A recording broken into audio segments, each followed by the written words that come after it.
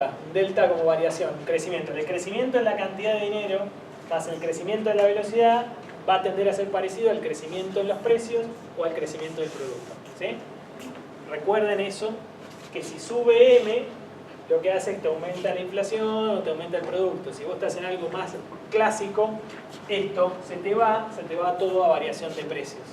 ¿Sí? ¿Me siguen? Sí. O sea que la respuesta es las dos.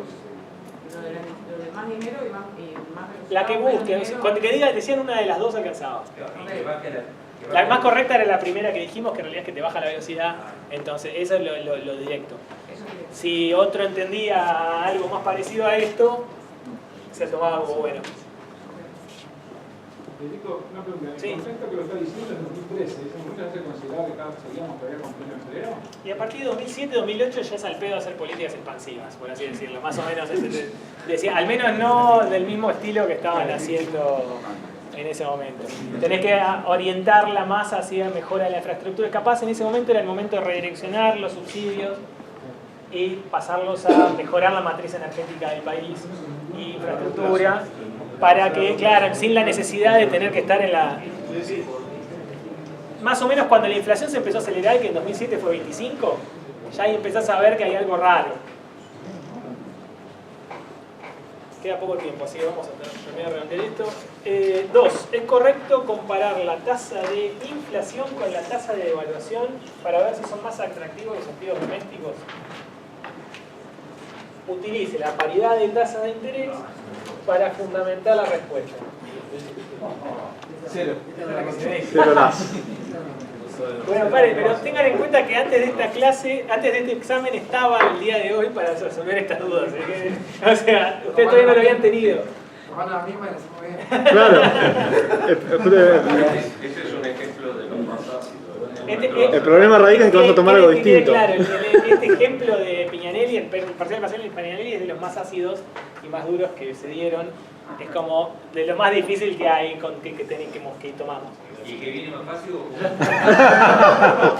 Podemos innovar, siempre puede mejorar.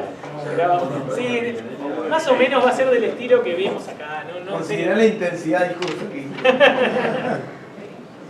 Bueno, Pero es correcto. Primero, acá ¿qué se busca? Respuesta. Primero, muchachos, digan, bueno, ¿qué es la paridad de tasas? La paridad de tasas es una condición de arbitraje. ya me perdí. Vale, déjenme decirles la definición y ahora entendemos qué es.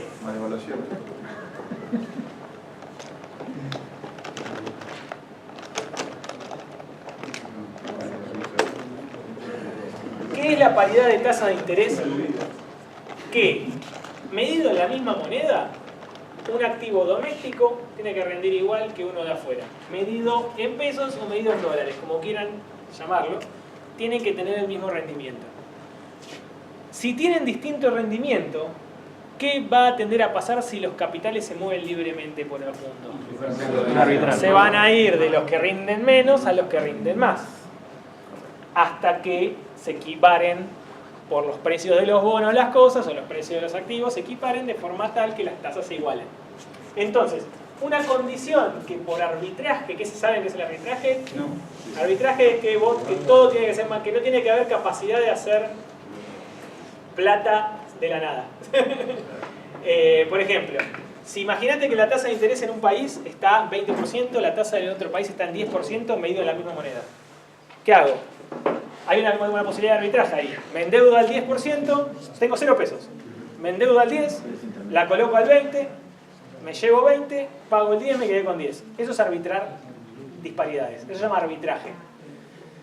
Se hace con monedas en el mundo. Si vos ves que un tipo de cambio está muy atrasado que otro, se hace con tasas de interés en el mundo, en todo el mundo. Comparás la tasa de devaluación con las tasas de interés de los países. Es decir, cuando vos estás evaluando un activo doméstico contra un activo externo, lo que hay que comparar es sus tasas de interés y sus tasas de devaluación esperada. Es decir, cuánto se espera que esa moneda se devalúe en el mismo periodo. Esto es, ¿qué es tasa de y esta es tasa de interés local? ¿Cuánto rinde un bono local? nominal? Nominal. ¿Cuánto rinde el bono afuera? En moneda de afuera. En moneda de afuera. Pero esto es en moneda afuera, en de afuera. Y esto es cuánto crees que se te va a depreciar la moneda en la cual está nominado en la primera. ¿Sí? Entonces, por ponerlo así de fácil, en Estados Unidos la tasa nominal es 3. La devaluación esperada en Argentina es, qué sé yo, ponele que se crea que es 25. ¿Cuánto, en arbitraje, cuánto tendría que ser por cuando si libre movilidad de capitales y todo llega al equilibrio, esto tiene que ser más o menos 28. Si esto fuese 50, ¿qué vas a hacer? Me endeudo en Estados Unidos, me coloco al 50 y me llevo la diferencia. Eso es el famoso carry trade, eso es el famoso bicicleta, eso es el famoso. Esa es la bicicleta. Ahí está, era eso, era comparar tasas. Es un arbitraje de tasas. ¿Qué pasa? Que acá nadie te asegura esto. Que esto se los empomó a todos este año. ¿Qué pasa si nosotros, si la tasa nominal está acá? 10. ¿Alguien te va a comprar algo? Nadie te va a comprar nada. Entonces va a tener que subir la tasa para que el precio de ese bono va a caer de forma tal que la tasa se equipare. ¿Sí? Entonces, ¿esto qué? ¿Se cumple siempre? No, es una condición de arbitraje. Entonces, si vos querés comparar tasas, activos domésticos con activos externos, tenés que usar la paridad de tasas de interés. Si ves que hay diferencias, ahí ves si es más atractivo un bono que el otro. Se comparan un bono, si yo quiero comparar un bono de afuera con un bono doméstico, lo que hago es comparar esto. Si veo que la tasa doméstica está atractiva, hago carry trade. ¿Me siguen? ¿Me voy a hacer una pregunta? ¿Y esa tasa de evaluación dónde está? Acá hay dos cosas. Hay dos cosas. Tres cosas. Vamos a hacerlo. Pero primero, vamos a hacerlo. ¿De dónde viene esta tasa de evaluación? Ahí está, se llama el carry trade cubierto. Trae carry trade cubierto es cuando vos tenés, ¿viste, mercado de futuros? ¿Vieron futuros? Bueno, la devaluación esperada en el mercado de futuros te tiene que dar. Perdón. Pero en el mercado de futuros ya tenés la devaluación esperada. ¿Sí? Pero sí. futuro me parece que no. ¿Vieron futuros? Vimos la página de Rofex y vimos cómo... Es el Rofex. ¿Qué pasa? En el mercado de futuros cubierto, esto tiende a estar siempre arbitrado. Entonces, el mercado de Rofex en general refleja la tasa nominal de interés. Porque lo único que hacen es los bancos arbitrar esto de forma tal que te dé el Rofex. Después está el carry trade descubierto, que es como vos creés que está el país hacia adelante. Vos creés que el país va a estar bien, va a andar mal en función. Para eso les pagan a los research de todo el mundo, los de JP Morgan, Morgan Stanley. Pagan research en función también de estudiar un poquito cómo va a funcionar la evaluación y encontrar oportunidades de carry entre monedas. Esos son los FX strategists. Hay estrategas de monedas en el mundo que buscan básicamente oportunidades de carry cortas y en general cubiertos, es decir, con futuros. Hay gente que no, que hace carry sin esto, porque vos creés que el tipo de cambio va a estar más tranquilo. Una es tu expectativa personal y la otra es la expectativa del Rofex. El carry trade cubierto es que es expectativa del Rofex. Vos lo haces todo en Rofex y no tenés ningún riesgo de nada. El descubierto es que vos tenés riesgo de que el tipo de cambio suba de golpe. Y otra cosa a tener en cuenta, que en realidad para que esto sea correcto hay un tercer cosita, un delta, que es la prima de riesgo que hay implícita en ese país. ¿Sí? Puede ser que las paridades de tasas no estén iguales, pero porque hay un riesgo implícito en uno respecto al otro, que tenés un riesgo de meterte en ese activo. ¿Sí? Entonces, generalmente la paridad de tasas total se suele decir así. Entonces, la tasa de afuera, comparable, una expectativa de evaluación de la moneda doméstica y el riesgo implícito en ese bono. Sí. El TCLE, Tipo de cambio nominal esperado. esperado. ¿No es el resultado de eso? En la moneda local. Es la moneda local. Ahí sería, a principio de año era 17. Si alguien hubiera esperado 40 a fin de año, era 40 menos 17 dividido 17. Exactamente. Variación esperada del tipo de cambio. Te digo una pregunta, si vos decís que compras futuros, en definitiva no vas a poder ganar nunca plata porque si ganás de más vas a pagarlo en un seguro, ¿cómo se hace? No, porque sí, a veces hay posibilidad de que el futuro todavía no esté arbitrado, pero ese arbitraje se lo llevan los bancos en general. Imagínate, ahora suben la tasa de interés a 75. ¿Sí? Sí. El futuro al primer momento va a estar desarbitrado. Algún banco en el medio lo que hace es hacer el jueguito hasta que el tipo de cambio se te vaya a esa diferencia, hasta que se te arbitre. ¿Qué va a hacer? Va a tomar deuda de afuera, la va a poner acá, Sí. y va a demandar tipo de cambio futuro para irse. Entonces el tipo de cambio de mañana va a ser más demandado y te va a subir el tipo de cambio hasta el futuro, hasta que se te equiparen las tasas. Ok, pero vos como usuario final, el banco lo lleva eso. Estos son los más, y bueno, eso sí, pero pasa que a veces eso, si vos crees que esa tasa nominal es momentánea o lo que sea, pocas veces la tasa de evaluación del futuro es la tasa de evaluación de posta. Claro, después tiene variaciones. Por ejemplo, ahora la tasa de evaluación del futuro te da como 50 este tipo de cambio. Y puede que si vos seguís en cambio por otro lado, si uno cree que la tasa está muy alta y que el tipo de cambio va a bajar, a subir menos que eso, hay una oportunidad de carry descubierto ahí. Entiendo. No siempre el futuro refleja expectativas, sino que a veces refleja solamente la tasa nominal del momento. También depende del plazo que vos tomes en consideración. Vos crees que la tasa nominal va a ser cierto momento, así, y después va a bajar, entonces te va a subir más el tipo de cambio. Depende mucho, pero una es tu expectativa propia, que es mucho más complejo que el futuro. El futuro pasa y se arbitra esto. Importante, aquí queremos que la respuesta del examen, faltando 10 minutos para terminarlo, es queremos comparar un bono de afuera con un bono local, hay que comparar paridad de tasas. No inflación. La inflación acá, fíjense que no entra. Acá no hay inflación de por medio. ¿Ven? O sea, entonces es incorrecto usar la inflación doméstica para comparar acá. Acá lo único que te importa es comparar inflación, tasa de interés con devaluación, con a lo sumo una prima de riesgo. Sí. La paridad de tasas y posible devaluación. La paridad de tasas incluye la devaluación. Esto es todo lo que se llama paridad de tasas. Otra cosita importante, ya que estamos acá en paridad de tasas, diferencias, esto es válido más que nada cuando estás en tipo de cambio flexible.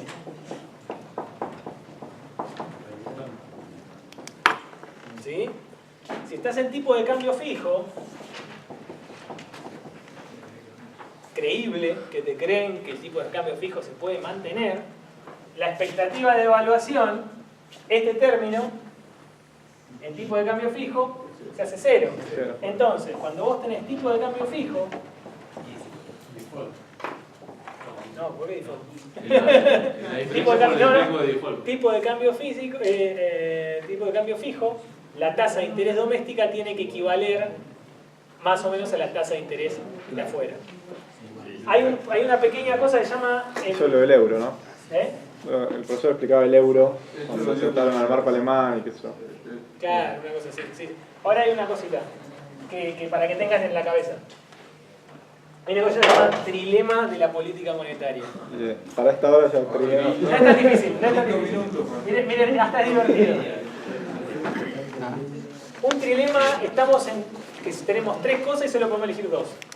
Un dilema es que elegís una de las dos. Un trilema de la política monetaria. Hay tres cosas. No, pero es más una regla para que ustedes se acuerden que otra cosa. Una punta del triángulo es el tipo de cambio fijo. Otra punta del triángulo es que vos puedas elegir la tasa de interés nominal. Y la tercera punta del triángulo es que haya movilidad de capitales en el país con respecto al mundo. Es decir, que entren y salgan los capitales libremente en el país. De manera sostenible y consistente, solo podés elegir dos de tres de estas cosas. Es decir, si yo quiero que haya movilidad de capitales, es decir, que los capitales puedan entrar y salir, básicamente que no haya cepo cambiario, y tipo de cambio fijo, ¿qué pasa con mi tasa de interés? ¿Yo puedo elegir la tasa de interés? No, se define por afuera. No tengo tasa. Entonces yo elijo una y la otra me quedo sin la tercera. Vamos al otro caso. Yo quiero movilidad de capitales y elegir la tasa por paridad de tasa de interés. Lo que va a pasar es, se va a acomodar el tipo de cambio. Entonces pierdo mi tercer patita. Y si yo quiero elegir la tasa y el tipo de cambio,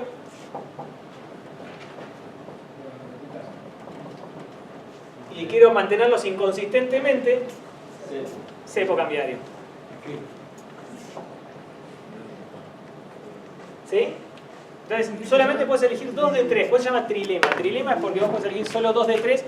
Capaz podés elegir las 3 durante unos meses, pero no de manera sostenida, razonable. Es inconsistente sostener las 3. Es inconsistente. A la larga o a la corta te explota algo. Bueno, eso es para la paridad de tasas. Perfecto. ¿Por qué la Reserva Federal pudo emitir dineros de la crisis sin inflación?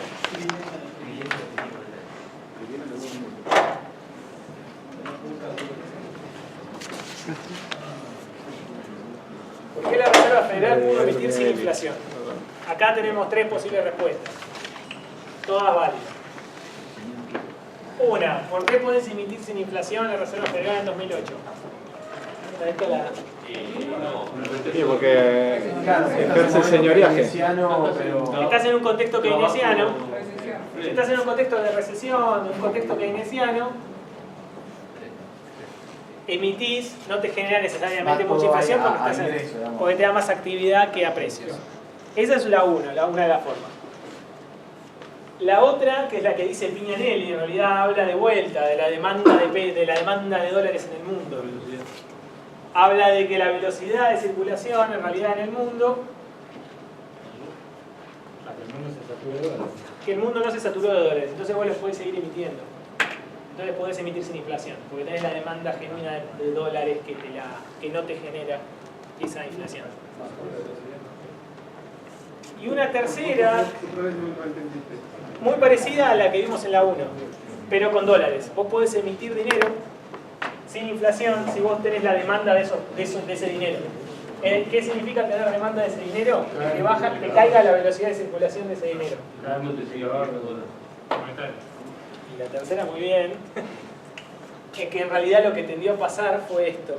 Vos lo que querés ver para ver si aumenta la oferta de dinero de una economía es querés ver en realidad esto, base monetaria por 1 sobre encaje. ¿Cómo se le llamaba esto? Multiplicador monetario. ¿Qué pasó en Estados Unidos en ese momento? Subió la base monetaria mucho. Pero los bancos, dado el contexto de incertidumbre total y absoluta, aumentaron sus propias reservas bancarias, no obligatoriamente, las aumentaron por motu propio. Los bancos se sentaron sobre la guita que les tiró la Fed. Entonces, ¿qué pasó implícitamente? ¿Dejaron de prestar? Claro, exactamente, dejaron de prestar, o sea, prestaron menos plata. Porque la gente dejaba de tomar el crédito. Hubo un aumento de encaje, no, las dos, un poco de las dos. Pero en realidad más que la gente dejó de demandar créditos, es que los bancos dejaron de prestarle a cualquiera como le venían prestando. Pensá que le venían prestando a cualquiera. Y pararon. Entonces eso es como un aumento de encaje implícito, no es obligatorio este encaje. Un encaje voluntario, exactamente. Entonces, si te suben las dos cosas, ¿qué pasó con el multiplicador? Se te cayó el multiplicador monetario y en realidad la oferta de dinero en esa economía no se movió. Cualquiera de 3 respuestas está ahí. Cualquiera de 3. Entonces, ¿qué podrían haber dicho también? Una cosa es, bueno, el multiplicador monetario define la cantidad de dinero en una economía. Ergo, uno puede subir la oferta, la base monetaria y si te cambia el multiplicador, puedes no cambiar la oferta monetaria. Es decir, el multiplicador monetario define de manera crucial la capacidad del Banco Central de hacer política monetaria. Si multiplica mucho, como pasa en Chile, por ejemplo, el Banco Central tiene mucha capacidad de multiplicar la emisión. Con pocas medidas genera mucho aumento de la oferta de dinero. Con un multiplicador bajo, como en nuestro país, es más difícil mover la oferta monetaria mucho. ¿Sí? Y la última... ¿Por qué el multiplicador es bajo? Porque el sistema financiero es chico. los bancos no prestan mucho. Claro, no hay tantos mercados. No hay tanto mercado, tanto préstamo. ¿Cuánto es qué define tu capacidad de multiplicación? Es cuánto depósito y cuánto préstamo hay en cada vueltita de rosca del multiplicador. Si vos tenés un sistema financiero muy profundo, muy grande, en el cual yo te doy plata a vos la gastás, él la tiene, y él al toque me la deposita, yo tengo de vuelta un montón de plata para volver a prestar. Pero si él se la lleva para hacerse el baño nuevo y lo mete en el mercado de la construcción y se te desaparece la informalidad, la profundidad de tu sistema financiero, te chica el multiplicador monetario en esa economía. Y 4. Explique por qué, siguiendo el razonamiento de Pignanelli, el gasto público no sirve para aumentar el empleo. ¿En qué contexto sí serviría? Use el gráfico para sostener su punto.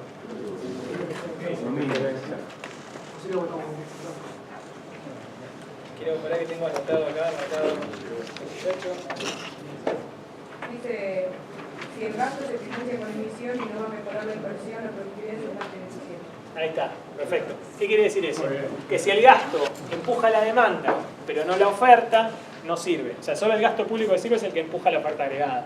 ¿Qué pasa? Significa que estás más creen que estás más en un contexto más clásico. Entonces, ¿en qué contexto sí serviría? Ahí serviría en un contexto en el cual estás más recesivo, en el cual sí empujás la demanda agregada, o si no, como siguiendo exactamente lo que dice Pignanelli, cuando empujás la oferta agregada. ¿Sí? Si querés ser directamente lo que dice Pignanelli, decís, contraducirlo y decir, en realidad Pignanelli está pensando en gasto público que empuja la oferta agregada para crecer, está bien. Sí, podría funcionar si es horizontal la oferta. Exactamente, podría funcionar si es horizontal la oferta, por más que no te empuje la oferta agregada. Claro, ¿Cuándo es horizontal la oferta? En un contexto keynesiano.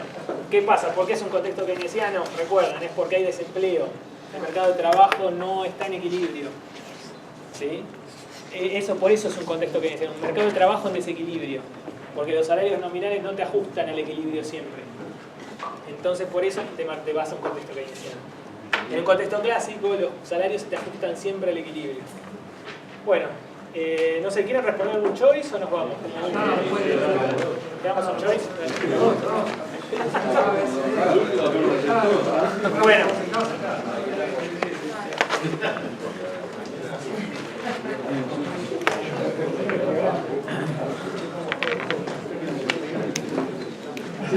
Cruces, control igual y esto, Vamos primero con el otro. Vayan al otro examen, no a este.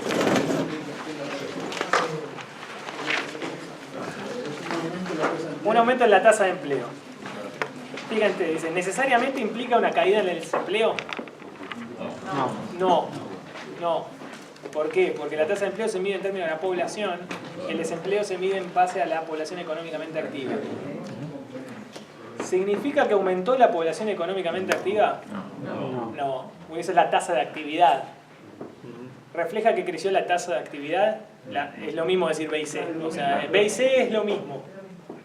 Como las anteriores. ¿El multiplicador monetario determina el monto de la base monetaria? No. Determina la oferta monetaria. Total. ¿Surge a partir de la capacidad de prestar dinero a las entidades financieras? Puede ser, vamos a ver qué hay. Cuando aumenta, significa que los encajes bancarios son mayores. Su encaje, exactamente. No impacta sobre la efectividad de la política monetaria del Banco Central. Sí impacta de manera decisiva, dado que